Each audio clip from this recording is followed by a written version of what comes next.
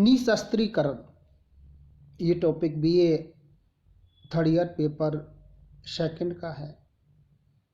सबसे पहले हम चर्चा करते हैं कि निशस्त्रीकरण का अर्थ और परिभाषा के ऊपर।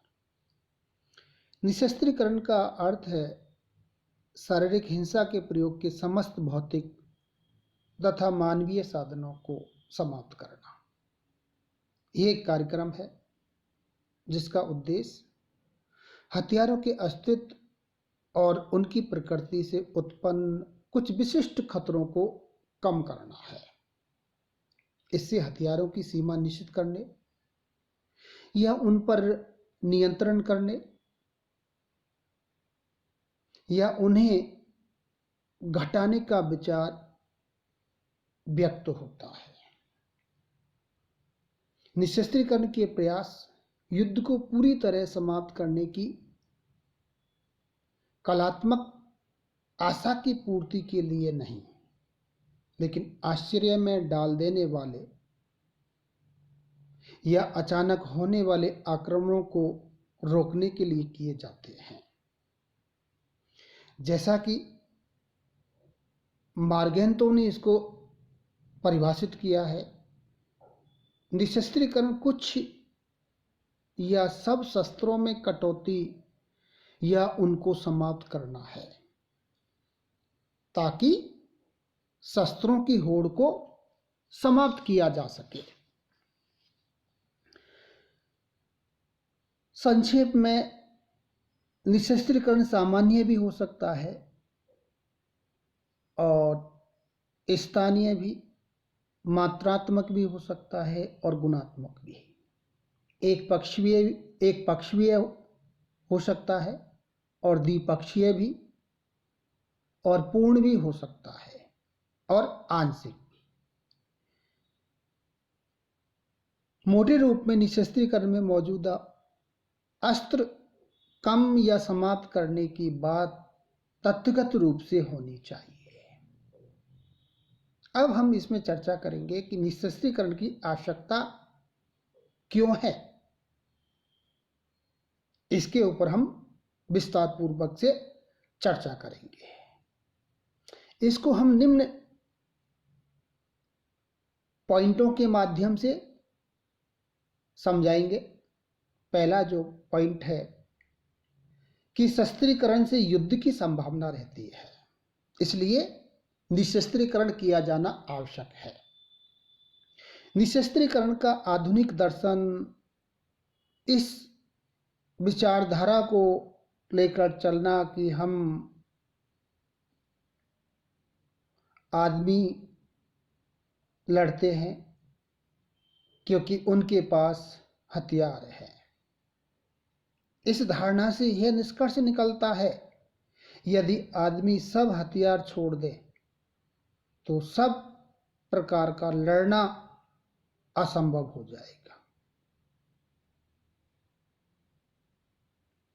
शस्त्र उत्पादन पर अनाप शनाप खर्च करके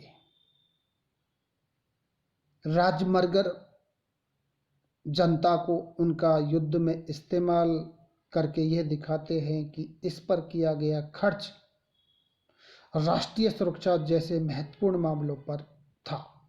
मसलन द्वितीय विश्व युद्ध के दौरान अमेरिका ने जापान के हिरोशिमा और नागासाकी नगरों पर बम गिराए। इस बम के उत्पादन पर अमेरिका ने अरबों डॉलर खर्च किए थे।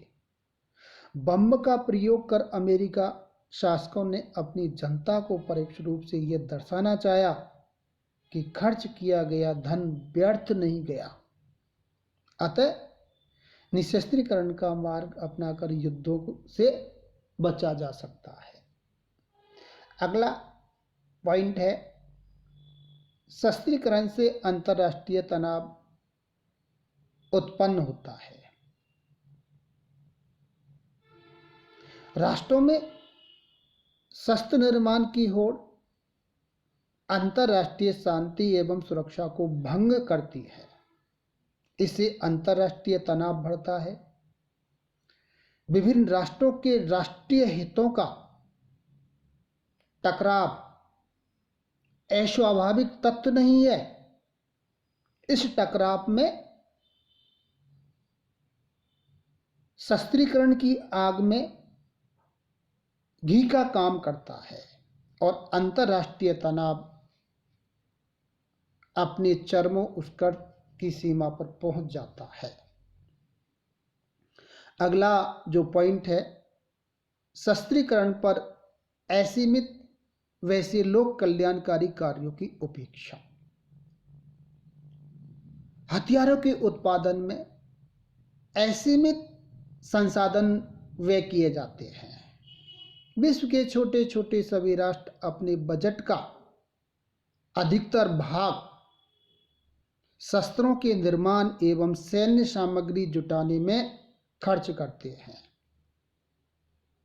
यह आश्चर्य की बात है कि महाशक्तियों द्वारा अरबों डॉलर खर्च करके ऐसे बम एवं मिसाइलें का निर्माण किया गया जिनका भविष्य में प्रयोग किए जाने की कोई संभावना प्रतीत नहीं होती। इतनी बड़ी धनराशि जो राष्ट्रों द्वारा विनाशकारी अस्त्र के निर्माण पर व्यय की जाती है, यदि विश्व के अविकसित और पिछड़े देशों के विकास पर व्यय किया जाए तो समूचे विश्व का स्वरूप बदल जाएगा। अगला पॉइंट है, शस्त्रीकरण नैतिकता के प्रतिकूल है। शस्त्रों से युद्ध होता है और युद्ध सैनिक दृष्टि से अनुचित है। जो लोग युद्ध के नैतिक अनैतिक में विश्वास रखते हैं, उनका विचार है हथियार रखने का अर्थ है युद्ध की मौन स्वीकृति। शस्त्रीकरण को नैतिकता के प्रतिकूल मानने वालों में धर्म गुरु, सामाजिक कार्यकर्ता तथा प्रबुद्ध लेखक हैं। अगला पॉइंट है, शस्त्रीकरण से अन्य देशों में हस्तक्षेप। शस्त्रीकरण दूसरे देशों द्वारा हस्तक्षेप करने का भी मार्ग तैयार करता है। विश्व के छोटे राष्ट्र बड़े राष्ट्रों से शस्त्र तथा हथियारों की टेक्नोलॉजी का आयात करते हैं। आमतौर पर देखा गया है कि बड़े राष्ट्र शस्त्र निर्माण और शस्त्र सहायता को राजनीतिक दबाव के साधनों के रूप में प्रयोग करते हैं ताकि अप्रत्यक्ष रूप से प्राप्तकर्ता देश दाता देश के चुंगल में फंसे रहें। नेक्स्ट पॉइंट है, शस्त्रीकरण से आर्थिक विकास का मार्ग अवरुद्ध होता है। शस्त्रीकरण पर राष्ट्रीय आय का बहुत बड़ा हिस्सा खर्च होने से विशेषकर विकासशील देशों के आर्थिक विकास का मार्ग अवरुद्ध हो जाता है। जैसा कि हम सभी जानते हैं, अफ्रीका, एशिया, लैटिन अमेरिका इत्यादि विश्व युद्ध के बाद, सेकेंड वर्ल्ड वॉर के बाद ही औपनिवेशिक दासता के पंजे से मुक्त हुए। औपनिवेशिक शासन के दौरान उनकी अर्थव्यवस्था को तहस नहस कर दिया गया था। औपनिवेशिक शक्तियों ने उनका असीमित आर्थिक शोषण किया। स्वतंत्र राष्ट्र के रूप में उदय होने के कारण अब तीसरी दुनिया या विकासशील राष्ट्रों को अपनी एक मजबूत अर्थव्यवस्था का निर्माण करना है, जो स्वतंत्र आर्थिक विकास के माध्यम से ही संभव है। नेक्स्ट पॉइंट है, शस्त्रीकरण मृत्यु का पैगाम है। शस्त्रीकरण के क्षेत्र में होने वाली आश्चर्यजनक क्रांति ने संपूर्ण मानवता को जीवन और मृत्यु के चौराहे पर लाकर खड़ा कर दिया है। तकनीकी आविष्कारों ने इतने भयानक शस्त्रों का निर्माण कर दिया है कि कुछ ही मिनटों में संपूर्ण विश्व को नष्ट किया जा सकता है।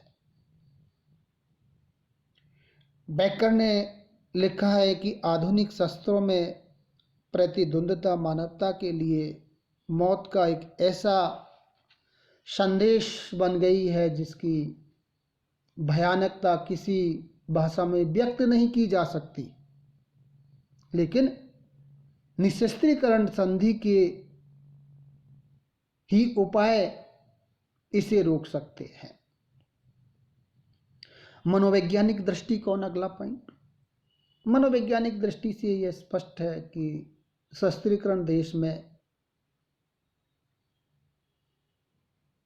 सैनिकों की संख्या में वृद्धि को बढ़ावा देता है। सैनिक का होना इस बात का संकेत है कि किसी भी प्रकार से युद्ध में विजय प्राप्त की जाए।